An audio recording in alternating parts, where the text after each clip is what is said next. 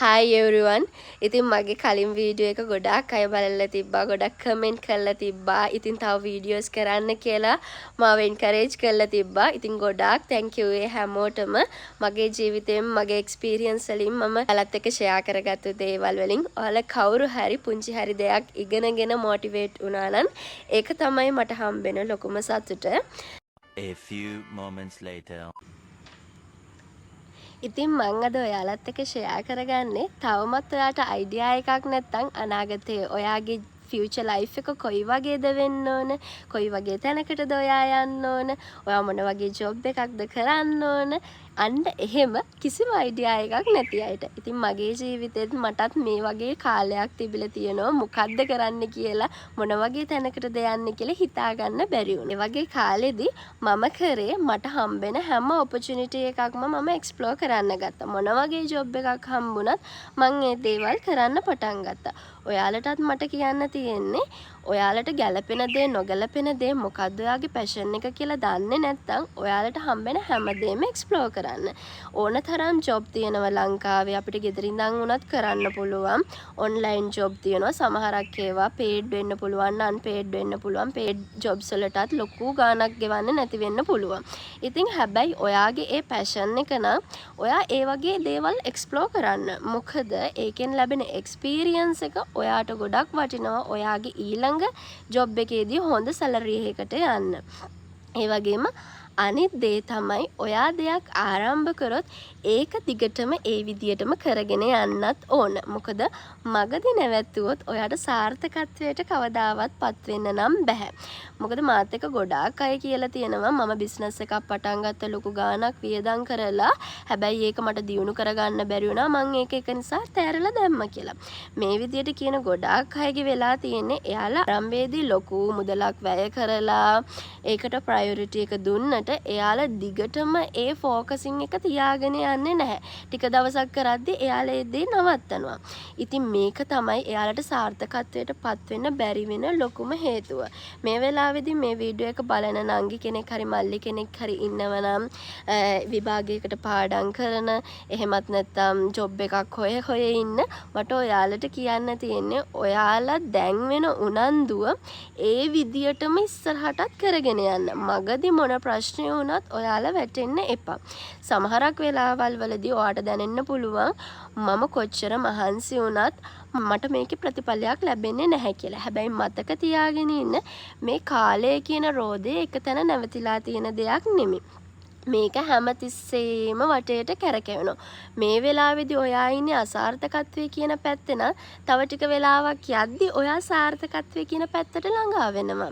ඒක නිසා ඔයාගේ උත්සාහය උනන්දුව කොයිම වෙලාවකවත් අතහරින්න එපා.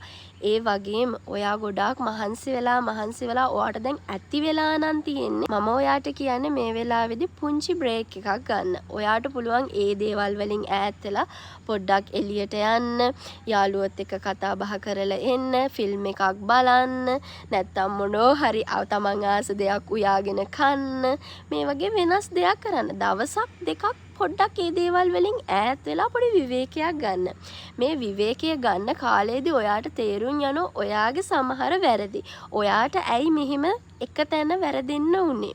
ඉතින් ඒ දේවල් තේරුම් අරගෙන හිටියටත් වඩා ශක්තිමත්ව ඔයා කරගෙන යන වැඩේ ආයෙත් පටන් ගන්න. ඒ වගේම අනිත් දේ තමයි ඔයාගේ මනස හැමතිස්සෙම තියෙන නෙගටිව් සිතුවිලි නම් ඔයාට බෑ කියන සිතුවිලි නම් ඔයාට සාර්ථකත්වයට ළඟා වෙන්නත් බෑ.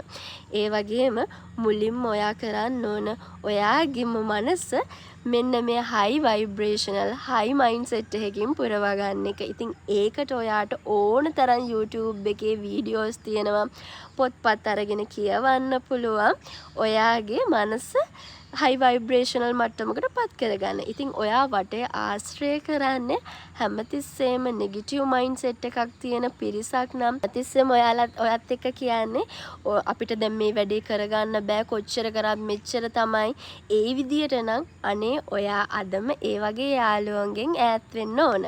මොකද ඔයාට ආශ්‍රය කරන්න කට්ටිය නැත්තම් මං නම් හිතන්නේ තනියම ඉන්න එක තමයි හොඳම. මටත් ගොඩාක් යාළුවෝ හිටියා. දැන් නම් ඇත්තටම මම ගොඩාක් තනියම ඉන්නේ. මොකද ඒකෙන් මගේ කාලය මාර විදියටම ඉතුරු වෙන්න පටන් ගත්තා. මට මගේ වැඩවලට ෆෝකසින් එක වැඩි වුණා. අනිත් අනවශ්‍ය කුණු ගොඩවල් මගේ ඔලුවට එන එක ගොඩාක් නතර වෙලා තියෙනවා. ඉතින් ඔයාලටත් මම කියන්නේ යාළුවොත් ඉන්න ඕන, වටේ පිටේ මිනිස්සු ඉන්න ඕන. හැබැයි ඒ අයගෙන් ගැලපෙන්නේ කවුද? තමන්ගේ ජීවිතේ ඉස්සරහට යන්න උදව් වෙන්නේ කවුද කියලා අඳුරගෙන ඒ අය ආශ්‍රය කරන්න ඕන. ඉතින් වැඩිපුරම මම නම් කියන්නේ YouTube එකේ නැත්තම් ඕන තරම් පොත්පත් තියෙනවා මේ දේවල් එක්ස්ප්ලෝර් කරන ලෝකයේ ශ්‍රේෂ්ඨත්වයට පත් වෙන අය ගැන.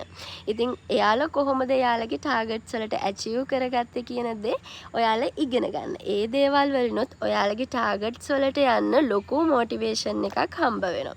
ඒ වගේම මම තවත් කරන දෙයක් තමයි උදේ නැගිට ගමන්ම ෆෝන් එක යූස් කරන්නේ නැතුව මගේ මෝර්නින් ජර්නල් එකේ ග්‍රැටිටියුඩ් ජර්නලින් එකයි ලියන එක. මෝර්නින් ජර්නල් එකේදී මම කරන්නේ අද මගේ ජීවිතයට උදව් වුණු සාර්ථක දවසක්, මගේ ජීවිතයට පැමිණෙන සියලුම අභියෝගවලට මම සාර්ථකව මුහුණ දීලා ජයග්‍රහණය කරනවා. ඒ වගේම මම වෙන්න ඕන කොයි වගේ තැනකද මම ඉස්සරහදී කරලා යන්න ඕන මොන වගේ තත්වයකද කියන දේ දැන් ඒක සිතින් මවාගෙන එක ප්‍රසන්ට් ටෙන්ස් එකෙන් ලියන එක. ඉතින් මේක මම දැන් අවුරුදු ගාණක් කරන නිසා මේකෙන් මම දන්නවා මේක කොච්චර මගේ ජීවිතයකට ඉෆෙක්ට් එකක් වුණාද සාර්ථකත්වයට පත් වෙන්න සහ මගේ ඩ්‍රීම්ස් වලට මගේ ටාගට්ස් වලට යන්න කියලා. ඒ වගේම ඔයා යන්න කැමති දේ, ඔයා කරන්න කැමති දේ හැමතිස්සෙම පුංචි කොළ කෑලිවල ලියලා නැත්තම් පින්තූර විදියට ඔයා හැමතිස්සෙම ගැවසෙන තැන්වල අලව ගන්න. ඔයා පාවිච්චි කරන ෆෝන් එකේ ඔයාට වෝල්පේපර් එක විදියට ඒක යූස් කරන්න පුළුවන්. එහෙම නැත්නම් ඔයාගේ කාමරේ තැන් තැන්වල අලවල තියන්න පුළුවන්. ඔයා වැඩිපුරම පාවිච්චි කරන පොතේ ඉස්සරහ පිටුවේ එක දාන්න පුළුවන්.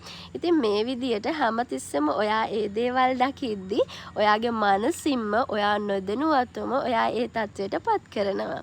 ඉතින් කොයි වෙලාවකවත් ඔයා ගැන තියෙන විශ්වාස නැති කරගන්නේ නැතුව ඔයාගේ පැෂන් එක අඳුරගෙන ඔයාගේ අනාගතය ලස්සනට ප්ලෑන් කරගන්න කියලා මම ඔයාලා හැම දෙනාටම විශ් කරනවා.